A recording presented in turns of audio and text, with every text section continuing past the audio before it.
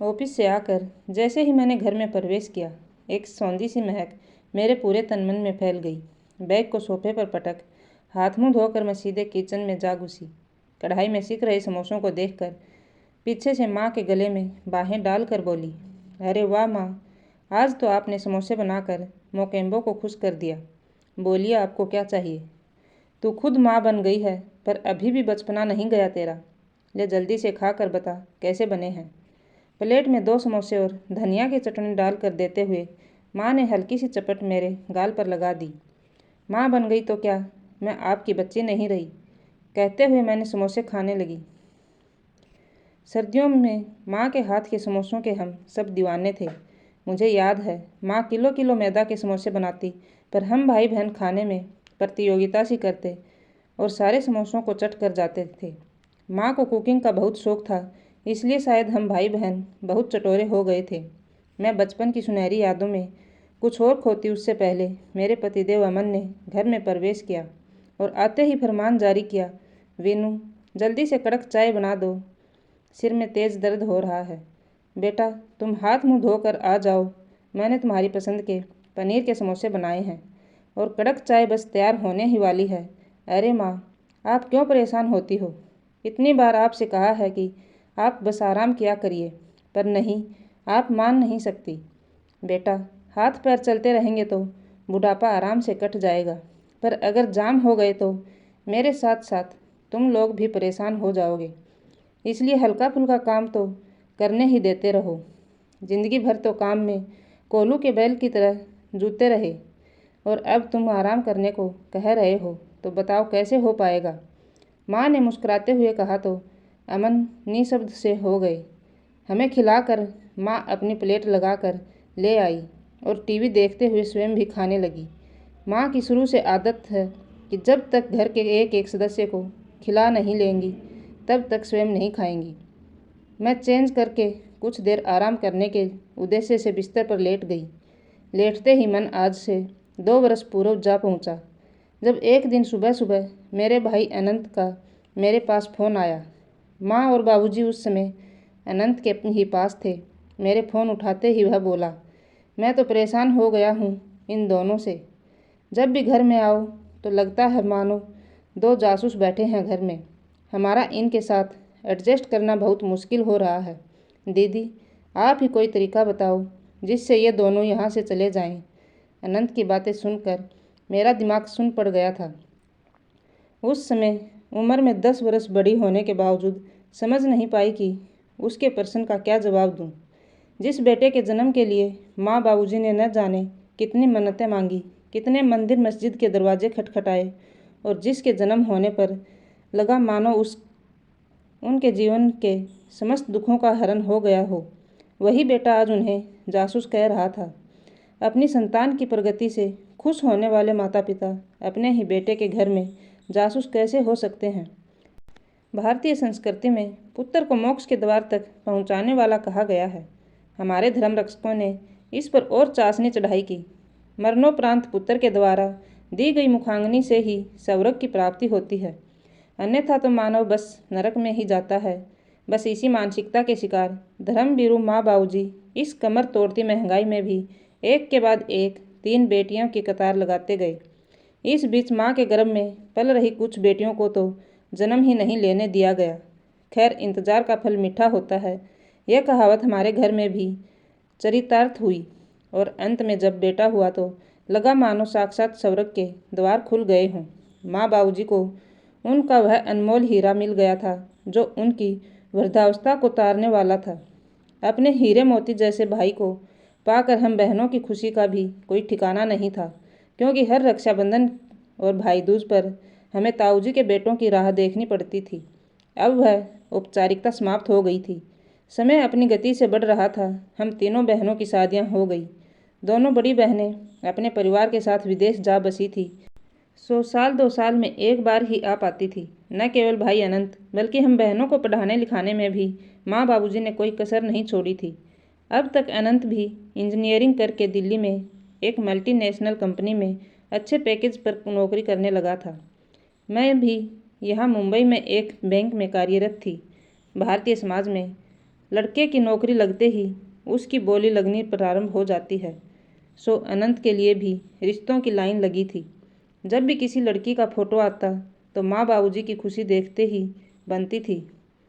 अपने बुढ़ापे को सुख में होने का सपना देख रहे माँ बाबूजी को उस समय तगड़ा झटका लगा जब एक बार अनंत छुट्टियों में घर आया और माँ बाबूजी की लड़की देखने की तैयारी देखकर घोषणा की, माँ मैं एक लड़की से प्यार करता हूँ और उसी से विवाह करूँगा।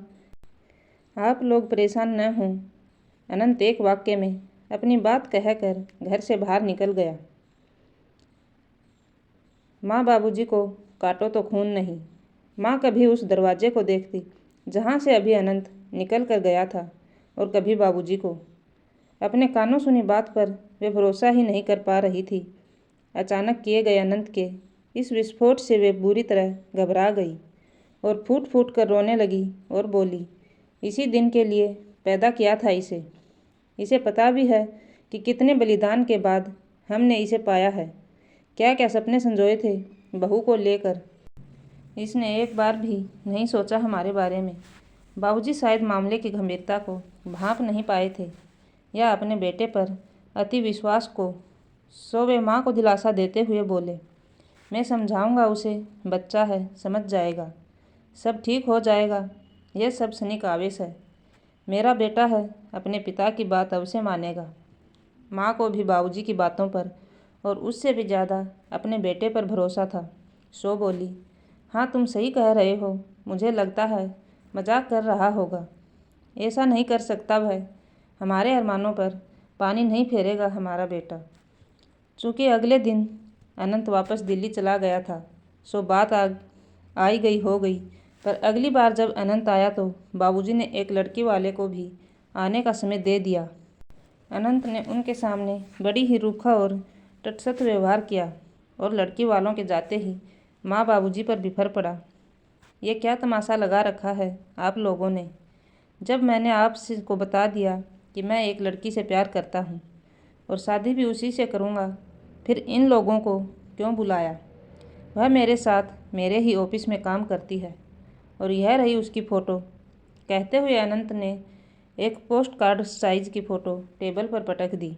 अपने बेटे की बातों को सुन रही माँ ने लपक कर टेबल से फ़ोटो उठा ली। सामान्य से नैन नक्श और सांवले रंग की लड़की को देखकर उनकी त्योरियाँ चढ़ गई और बोली, बेटा ये तो हमारे घर में पैबंद जैसी लगेगी। तुझे इसमें क्या दिखा जो लट्टू हो गया। माँ मेरे लिए नैन नक्श और रंग नहीं बल्कि गुण और योग्यता मायने रखते हैं और यामिनी बहुत योग्य है। हाँ एक बात और बता दूँ कि यामिनी हमारी जाति की नहीं है। अनंत ने कुछ सहमते हुए कहा, अपनी जाति की नहीं है मतलब। बाबूजी गरजते स्वर में बोले, मतलब वह जाति से वर्मा है। अनंत ने दबे से स्वर में कहा, वर्मा मतलब सुनार। यही दिन और देखने को रह गया था। ब्राह्मण परिवार में एक सुनार की बेटी बहू बनकर आएगी।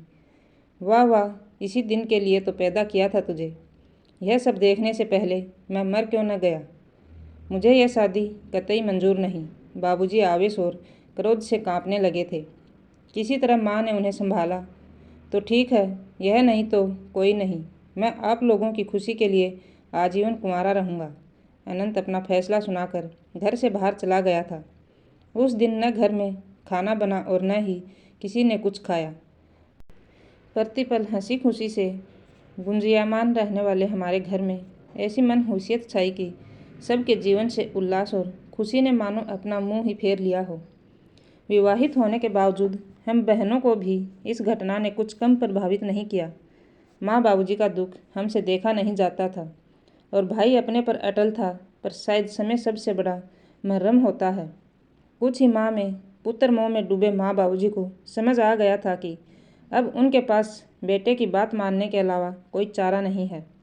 जिस घर की बेटियों को उनकी मर्जी पूछे बगैर ससुराल के लिए विदा कर दिया गया था, उस घर में बेटे की इच्छा का मान रखते हुए अंतर्जातीय विवाह के लिए भी जोर शोर से तैयारियां की गई। अनंत माँ बाबूजी की कमज़ोर नस थी, सो उनके पास और कोई चारा भी तो नहीं था। खैर गाजे बाजे के साथ हम सब यामिनी को हमारे घर की बहू बना कर ले आए थे। सांवली रंगत और बेहद साधारण नैन नक्श वाली यामिनी गोरे चिट्ठे लंबे कद काठी और बेहद सुंदर व्यक्तित्व के स्वामी अनंत के आसपास जरा भी नहीं ठहरती थी। पर कहते हैं न कि दिल आया गधी पे तो परी क्या चीज़ है। एक तो बड़ा जेनरेशन गैप, दूसरे प्रेम विवाह, तीसरे माँ बाबूजी की बहू से आवश्यकता से अधिक अपेक्षा, इन सब के कारण परिवार के समीकरण धीरे धीरे गड़बड़ाने लगे थे। बहू के आते ही जब माँ बाबूजी ने ही अपनी ज़िंदगी से अपनी ही पेट याजी बेटियों को दूध की मक्खी की तरह निकाल फेंका था, तो बेटे बहू के लिए तो वे स्वतः ही महत्वहीन हो गई थी। कुछ ही समय में बहू ने अपने तेवर दिखाने शुरू कर दिए थे। अनंत और उसकी पत्नी यामिनी को परिवार के किसी भी सदस्य से कोई मतलब नहीं था। कुछ समय पूर्व ही यामिनी की डिलीवरी होने वाली थी। तब माँ बाबूजी गए थे अनंत के पास। नवजात पोते के मुंह में बड़ी मुश्किल से 1 माह तक रहे थे दोनों। तभी अनंत ने मुझसे उन्हें वापस भोपाल आने का उपाय पूछा था। मैंने भी यन के प्रकारेण उन्हें दिल्ली से भोपाल वापस आने के लिए राजी कर लिया था। अभी उन्हें आए कुछ माह ही हुए थे कि अचानक एक दिन बाबूजी को दिल का दौरा पड़ा और वे उस दुनिया से ही कुछ कर गए। पीछे रह गई माँ अकेली। लोक लाज निभाते हुए अनंत माँ को अपने साथ ले तो गया, परंतु वहाँ के दमघोटू वातावरण और यामिनी के कटु व्यवहार के कारण वे वापस भोपाल आ गई और अब तो पुनः दिल्ली जाने से साफ इनकार कर दिया। सोने पे सुहागा यह है कि अनंत और यामिनी ने भी माँ को अपने साथ ले जाने में कोई रुचि नहीं दिखाई। मनुष्य का जीवन ही ऐसा होता है कि एक समस्या का अंत होता है तो दूसरी उठ खड़ी होती है। अचानक एक दिन माँ बाथरूम में गिर गई और अपना हाथ तोड़ बैठी। अनंत ने इतनी छोटी सी बात के लिए भोपाल आना उचित नहीं समझा। बस फ़ोन पर ही हालचाल पूछकर अपने कर्तव्य की इतिश्री कर ली। दोनों बड़ी बहनें तो विदेश में होने के कारण यूं भी सारी जिम्मेदारियों से मुक्त थी। बची मैं, सो अनंत का रुख देखकर मेरे अंदर बेटी का कर्तव्य भाव जाग उठा। फ्रैक्चर के बाद जब मैं माँ को देखने गई तो उन्हें अकेला एक नौकरानी के भरोसे छोड़कर आने की मेरी अंतरात्मा ने गवाही नहीं दी और मैं माँ को अपने साथ मुंबई लेकर आ गई। मैं कुछ और आगे की यादों में विचरण कर पाती तभी मेरे कानों में अमन का स्वर गूंजा। कहाँ हो भाई, खाना वाना मिलेगा, 9 बजने जा रहे हैं। मैंने अपने खुले बालों का जूड़ा बनाया और फटाफट किचन में जा पहुंची। देखा तो माँ ने रात के डिनर की पूरी तैयारी कर ही दी थी, बस केवल पराठे बनाने शेष थे। मैंने फुर्ती से गैस जलाई और सबको गर्मा गर्म पराठे खिलाए। सारे काम समाप्त करके मैं अपने बेडरूम में आ गई। अमन तो लेटते ही खर्राटे लेने लगे थे, पर मैं तो अभी अपने विगत से ही बाहर नहीं आ पाई थी। आज भी वह दिन मुझे याद है जब माँ को देखने गई। मैं वापस माँ को अपने साथ लेकर लौटी थी। मुझे एयरपोर्ट पर लेने आए अमन ने माँ के आने पर उत्साह नहीं दिखाया था, बल्कि घर आकर तलक स्वर में बोले, ये सब क्या है वीनू? मुझसे बिना पूछे इतना बड़ा निर्णय तुमने कैसे ले लिया? कैसे मतलब? अपनी माँ को अपने साथ लाने के लिए मुझे तुमसे परमिशन लेनी पड़ेगी। मैंने भी कुछ व्यंग्यात्मक स्वर में उत्तर दिया था। क्यों, अब क्यों नहीं ले गया इनका सगा बेटा? इन्हें अपने साथ, जिसके लिए इन्होंने बेटी तो क्या दामादों तक को सदैव नज़रअंदाज किया। अमन, आखिर वे मेरी माँ है। वह नहीं ले गया तभी तो मैं लेकर आई हूँ। माँ है वो मेरी, ऐसे ही तो नहीं छोड़ दूँगी। मेरी बात सुनकर अमन चुप तो हो गए, पर कहीं न कहीं अपनी बातों से मुझे जता गए कि माँ का यहाँ लाना उन्हें जचा नहीं। इसके बाद मेरी असली परीक्षा प्रारंभ हो गई थी। अपने 20 साल के वैवाहिक जीवन में मैंने अमन को जो रूप आज तक नहीं देखा था, वह अब मेरे सामने आ रहा था। घर आकर सबसे बड़ा एक्सपर्शन था हमारे 2 बेडरूम के घर में माँ को ठहराने का। 10 वर्षीय बेटी अवनी के रूम में माँ का सामान रखा तो अवनी एकदम बिदक गई। अपने कमरे में साम्राज्ञी की भांति अब तक एक छतर राज करती आई अवनी नानी के साथ कमरा शेयर करने को तैयार नहीं थी। बड़ी मुश्किल से मैंने उसे समझाया, तब कहीं मानी, पर रात को तो अपना तकिया और चादर लेकर उसने हमारे बेड पर ही अपने पैर पसार लिए कि आज तो मैं आप लोगों के साथ सोऊंगी, भले ही कल से नानी के साथ सो जाऊंगी। पर जैसे ही अमन सोने के लिए कमरे में आए तो अवनी को बेडरूम में देखकर चौंक गए। लो, अब प्राइवेसी भी नहीं रही। आज के लिए थोड़ा एडजस्ट कर लो, कल से तो अवनी नानी के साथ ही सोएगी। मैंने दबी आवाज़ में कहा कि कहीं माँ न सुन ले। एडजस्ट ही तो करना है, और कब कर भी क्या सकते हैं। अमन ने कुछ इस अंदाज में कहा मानो जो हो रहा है वह उन्हें लेस मात्र ही भी पसंद नहीं आ रहा, पर उन्हें इग्नोर करने के अलावा मेरे पास कोई चारा भी नहीं था। माँ को सुबह जल्दी उठने की आदत रही है, सो सुबह 5 बजे उठकर उन्होंने किचन में बर्तन खड़खड़ाने प्रारंभ कर दिए थे। मैं मुंह के ऊपर से चादर तान कर सब कुछ अनसुना करने का प्रयास करने लगी। अभी मेरी फिर से आंख लगी ही थी कि अमन की आवाज़ मेरे कानों में पड़ी। वीनू, ये मम्मी की घंटी की आवाज़ बंद करवाओ, मैं सो नहीं पा रहा हूँ।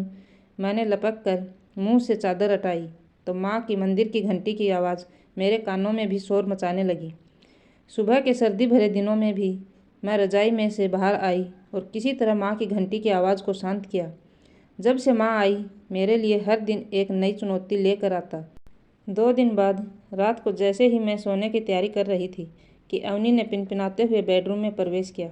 मम्मी, मैं नानी के पास तो नहीं सो सकती, वे इतने खर्राटे लेती हैं कि मैं सो ही नहीं पाती। और वह रजाई तान कर सो गई। अमन का रात का कुछ प्लान था जो पूरी तरह चौपट हो गया था और वे मुझे घूरते हुए करवट लेकर सो गए थे। बस मेरी आंखों में नींद नहीं थी। अगले दिन अमन को जल्दी ऑफिस जाना था, पर जैसे ही वे सुबह उठे तो बाथरूम पर माँ का कब्जा था। उन्हें सुबह जल्दी नहाने का आदत जो थी। बाथरूम बंद देखकर अमन अपना आपा खो बैठे। वीनू, मैं लेट हो जाऊंगा, मम्मी से कहो हमारे ऑफिस जाने के बाद नहाया करें। उन्हें कौन सा ऑफिस जाना है? अरे ऑफिस नहीं जाना है तो क्या हुआ बेटा, चाय तो पीनी है ना, और तुम जानते हो कि मैं बिना नहाए चाय भी नहीं पीती। माँ ने बाथरूम से बाहर निकलकर सफाई देते हुए कहा।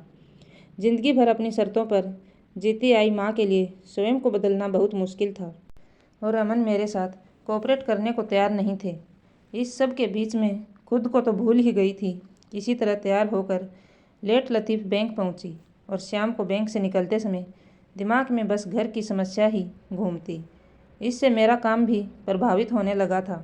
मेरी हालत ज़्यादा दिनों तक बैंक मैनेजर से छुपी नहीं रह सकी और एक दिन मैनेजर ने मुझे अपने केबिन में बुला ही भेजा। बैठो विनीता, क्या बात है? पिछले कुछ दिनों से देख रही हूँ तुम कुछ परेशान सी लग रही हो। यदि कोई ऐसी समस्या है जिसमें मैं तुम्हारी मदद कर सकती हूँ तो बताओ। अपने काम में सदैव परफेक्शन को इम्पोर्टेंस देने वाली विनीता के काम में अब खामियां आ रही हैं, इसलिए मैंने तुम्हें बुलाया। नहीं मैम, ऐसी कोई बात नहीं है, बस कुछ दिनों से तबीयत ठीक नहीं चल रही है। सॉरी, अब मैं आगे से ध्यान रखूँगी, कहकर मैं मैडम के केबिन से बाहर आ गई। क्या कहूँ मैडम से कि बेटियाँ कितनी भी पढ़ लिख लें, आत्मनिर्भर हो जाएं, पर अपने माता पिता को अपने साथ रखने या उनकी जिम्मेदारी उठाने के लिए पति का मुंह ही देखना पड़ता है। एक पति अपनी पत्नी से अपने माता पिता की सेवा करवाना तो पसंद करता है, परंतु सास ससुर की सेवा करने में अपनी हेठी समझता है। समाज की इस दोहरी मानसिकता से अमन भी अछूता नहीं था। यदि वह चाहता तो माँ के साथ भली भांति तालमेल बैठाकर नित नई उत्पन्न होने वाली समस्याओं को काफ़ी हद तक कम कर सकता था। यूँ भी हम दोनों मिलकर अब तक के जीवन में आई प्रत्येक समस्या का सामना करते ही आए थे, परंतु जब से माँ आई है अमन ने उसे अकेला कर दिया। बीती यादों को सोचते सोचते कब उसकी आंख लग गई उसे पता ही नहीं चला। सुबह बेड के बगल की खिड़की के झीने पर्दों से आती सूरज की मंधिम रोशनी और चिड़ियों की चहचहाट से उसकी नींद खुल गई। तभी अमन ने चाय की ट्रे के साथ कमरे में प्रवेश किया। उठिए मैडम, मेरे हाथों की चाय से अपने संडे का आगाज़ कीजिए। ओह क्या बात है, आज तो मेरा संडे बन गया। मैं फ्रेश होकर चाय का कप लेकर अमन के बगल में बैठ गई। तो आज संडे का क्या प्लान है मैडम? मम्मी और अवनी भी आते ही होंगे। मम्मा, आज हम लोग वंडरला पार्क चलेंगे फॉर होल डे इंजॉयमेंट। चलोगे ना मम्मा? और नानी भी हमारे साथ चलेंगी। माँ के साथ वॉक करके लौटी अवनी ने हमारी बातें सुनकर संडे का अपना प्लान बताया। हाँ हाँ, हम सब चलेंगे। चलो जल्दी से ब्रेकफास्ट करके सब तैयार हो जाओ। मेरे बोलने से पहले ही अमन ने घोषणा कर दी। पूरे दिन के एंजॉयमेंट के बाद लेट नाइट जब घर लौटे तो सब थक कर चूर हो चुके थे, सो नींद के आगोश में चले गए। मुझे लेटते ही वह दिन याद आ गया जब माँ के आने के बाद एक दिन यूएस से अमन की माँ ने फ़ोन करके बताया कि अगले हफ्ते वे इंडिया वापस आ रही हैं। 4 साल पहले अमन के पिता का एक बीमारी के चलते देहांत हो गया था। उसके बाद से उनकी माँ ने ही अपने दोनों बच्चों को पाल पोस कर बड़ा किया। अमन 2 ही भाई बहन हैं, जिनमें दीदी की शादी एक NRI से हुई तो वे विवाह के बाद से ही अमेरिका जा बसी थी। पिछले दिनों उनकी डिलीवरी के समय मम्मी जी वहाँ गई थी और अब उनका वापसी का समय हो गया था, सो आ रही थी। दोनों बच्चे अपनी माँ से बहुत अटैच्ड हैं। उस दिन मैं बैंक से वापस आई तो अमन का मुंह फूला हुआ था। जैसे ही माँ सोसाइटी के मंदिर में गई थी, वे फट पड़े। अब बताओ मेरी माँ कहाँ रहेगी? क्या सोचेंगी वे कि मेरे बेटे के घर में तो मेरे लिए जगह तक नहीं है। आखिर इंडिया में है ही कौन मेरे अलावा जो उन्हें पूछेगा। तुम्हारे तो और भाई बहन भी हैं, मैं तो एक ही हूँ ना मेरी माँ के लिए। अमन थोड़ी शांति तो रखो, आने दो मम्मी जी को, सब हो जाएगा। मैंने कहाँ मना किया है उनकी जिम्मेदारी उठाने से, पर अपनी माँ की जिम्मेदारी भी है मेरे ऊपर। यह कहकर कि और भाई बहन उन्हें रखेंगे अपने पास, मैं कैसे अकेला छोड़ दूँ उन्हें। आखिर मेरा भी पालन पोषण उन्होंने ही किया है। मेरी इतनी दलीलों में से एक भी शायद अमन को पसंद नहीं आई थी और वे अपने फूले मुंह के साथ बेडरूम में जाकर टीवी देखने लगे थे। 1 सप्ताह बाद जब सासू माँ आई तो मैं बहुत डरी हुई थी कि अब न जाने किन नई समस्याओं का सामना करना पड़ेगा। यद्यपि मैं अपनी सास की समझदारी की शुरू से ही कायल रही हूँ, परंतु मेरी माँ को यहाँ देखकर उनकी प्रतिक्रिया से तो अनजान ही थी। मैंने सासू माँ के रहने का इंतज़ाम भी माँ के कमरे में ही कर दिया था, जो अमन को पसंद तो नहीं आया था, परंतु 2 बेडरूम के फ्लैट में और कोई इंतज़ाम होना संभव भी नहीं था। मेरी माँ की अपेक्षा सासू माँ कुछ अधिक यंग, खुश मिजाज, समझदार और सकारात्मक विचारधारा की थी। मेरी भी उनसे अच्छी पटती थी, इसलिए तो उनके आने के दूसरे दिन अवसर देखकर अपनी सारी परेशानियां बयां करते हुए रो पड़ी थी। उन्होंने मुझे गले लगाया और बोली, तू चिंता मत कर, मैं कोई समाधान निकालती हूँ, सब ठीक हो जाएगा। उनकी अपेक्षा मेरी माँ का जीवन के प्रति उदासीन और नकारात्मक होना स्वाभाविक भी था, क्योंकि पहले बेटे की चाह में बेटियों की कतार, फिर बेटे बहू की अपेक्षा। आखिर इंसान की सहने की भी सीमा होती है। परिस्थितियों ने उन्हें एकदम शांत, निरुत्साही बना दिया था। वहीं सासू माँ के 2 बच्चे और दोनों ही वेल सेटल्ड। 2-4 दिन सब ऑब्जर्व करने के बाद उन्होंने अपने साथ माँ को भी मॉर्निंग वॉक पर ले जाना प्रारंभ कर दिया था। वापस आकर दोनों एक साथ पेपर पढ़ते हुए चाय पीती थी, जिससे अमन और मुझे अपने पर्सनल काम करने का अवसर प्राप्त हो जाता था। दोनों किचन में आकर मेड की मदद करती, जिससे मेरा काम बहुत आसान हो जाता। जब तक मैं और अमन तैयार होते, माँ और सासू माँ मेड के साथ मिलकर नाश्ता टेबल पर लगा लेते। हम चारों साथ साथ नाश्ता करते और ऑफिस के लिए निकल जाते। अपनी माँ को यूँ खुश देखकर अमन भी खुश होते। कुल मिलाकर सासू माँ के आने से मेरी कई समस्याओं का अंत होने लगा था। सासू माँ को देखकर मेरी माँ भी पॉजिटिव होने लगी थी। एक दिन जब हम सुबह नाश्ता कर रहे थे तो सासू माँ बोली, विनीता, आज से अवनी अपनी दादी नानी के साथ सोएगी। कितनी किस्मत वाली है कि दादी नानी दोनों का प्यार एक साथ लेगी। क्यों अवनी? हाँ माँ, अब से मैं आप दोनों के नहीं बल्कि दादी नानी के बीच में सोऊंगी। उन्होंने मुझे रोज़ एक नई कहानी सुनाने का प्रॉमिस किया है, अवनी ने भी चहकते हुए कहा। इस बात से अमन भी बहुत खुश थे, क्योंकि उन्हें उनका पर्सनल स्पेस वापस जो मिल गया था। सासू माँ के आने के बाद मैंने भी चैन की सांस ली थी और बैंक पर वापस ध्यान केंद्रित कर लिया था। अब 3 माह तक हमारे बीच रहकर सासू माँ वापस कुछ दिनों के लिए दिल्ली चली गई थी, पर इन 3 महीनों में उन्होंने मेरे लिए जो किया वह मैं ताउम्र नहीं भूल सकती। सच में इंसान अपनी सकारात्मक सोच और समझदारी से बड़ी समस्याओं को भी चुटकियों में हल कर सकता है, जैसा कि मेरी सासू माँ ने किया था। माँ के मेरे साथ रहने पर भी उन्होंने खुशी व्यक्त करते हुए कहा था, जब मेरी बेटी मेरा ध्यान रख सकती है तो मेरी बहू अपनी माँ का ध्यान क्यों नहीं रख सकती। और मुझे फ़ख्र है अपनी बहू पर कि अपने 3 अन्य भाई बहनों के होते हुए भी उसने अपनी जिम्मेदारी को समझा और निभाया। तभी तो उनके जाने के समय मैं फपक कर रो पड़ी थी और उनके गले लग के बोली थी, माँ जल्दी आना।